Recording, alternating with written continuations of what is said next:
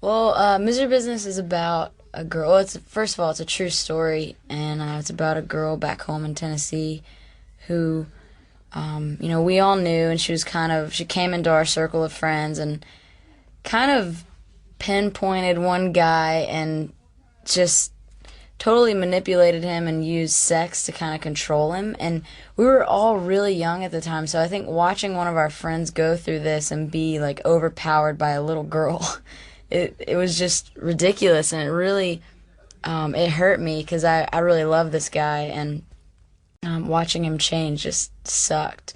And I guess after holding it in for like 3 years, I finally got, you know, filled up with enough bitterness and anger that I was like, I can't hold it in anymore. It's gonna tear me apart. So we wrote Misery Business, and it's been really therapeutic. And I hope that it's helping people who are going through similar situations.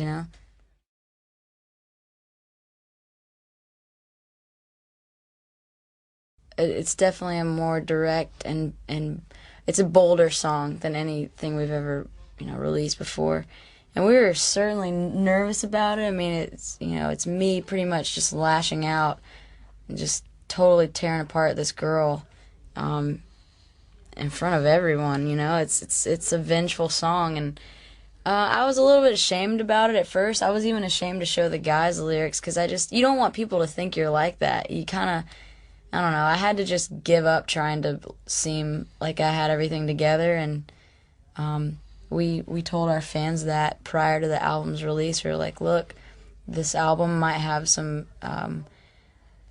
truths on it and some things that might disappoint you if you look up to us, because we're human and we go through all of it.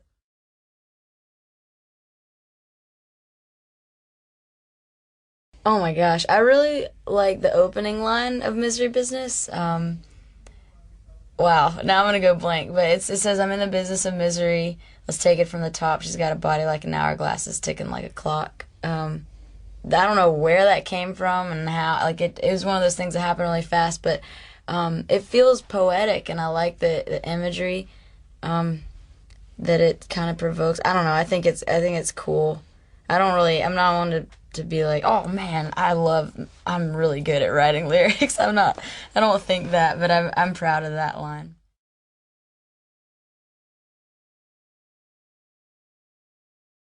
When I wrote the song, or the lyrics to the song, I was really angry, and most people like, right off the bat wouldn't.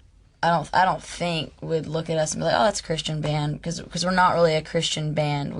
We're a bunch of kids that believe in Jesus in a band, and we just don't promote that a lot. So our hardcore fans kind of heard this song at first, and I think some of them were taken back by it because they did know that, they know about our faith, and I think I confused them because it's just known as part of like the Christian religion that you don't take God's name in vain. It's a commandment. So I started to feel, just it got kind of heavy on my heart after a while, and I was like, I don't really feel like I'm gonna get struck down or anything, but I do feel like I might be steering people to think, something wrong. And I don't know. We talked about it as a band, and it wasn't anything that we were like, oh my gosh, this is insane. We got to fix this now.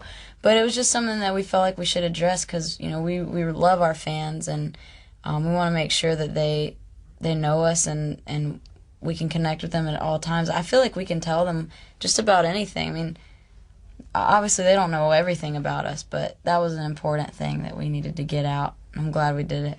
I mean, I think when I was writing the lyrics, I thought about it for a split second, but I was like I said, I was very angry, and nothing seemed to like get that point across. I wanted people to understand, dude, I got hate in my heart right now, and I don't know. We talked about changing it a couple times, but I don't know. I never did. You I don't can't know. put anything there. It won't sound as good. Yeah.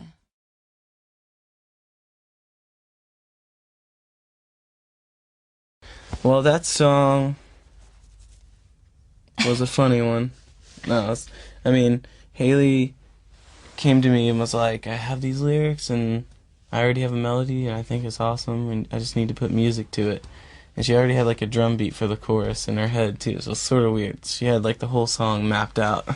And she showed me. I was like, sweet. And then I tried to write some music to it, and well, I did write music to it. And then just it was a fun song. I mean, it was cool to see that, because we usually write songs like where I come up with the music first, and this was like the other way around. Yeah.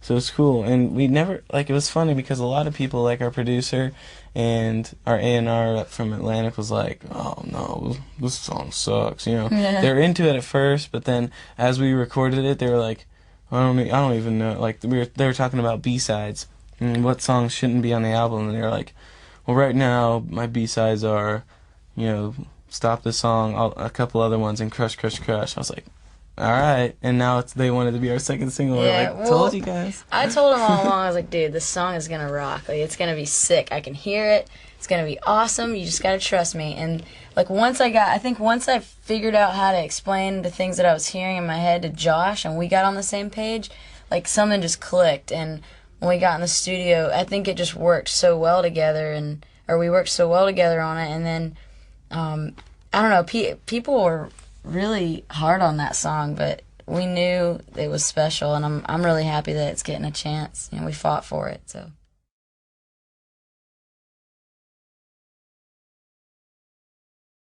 I think Crush Crush Crush is a song that it could be really versatile. So, I mean, I think so, because I think it's got an edge to it and like a rock sensibility, but it's also kind of a pop song at the same time, and the melodies are super pop, I feel like, and dude, it could go either way.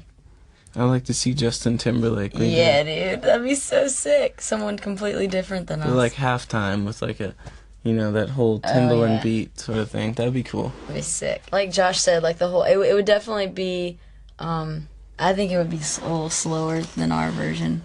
Just, I mean, you know, like listening to songs like Cry Me a River, stuff that Timberland and Justin Timberlake worked together on, it's just got such a vibe to it. It would be awesome. I'd love to hear that.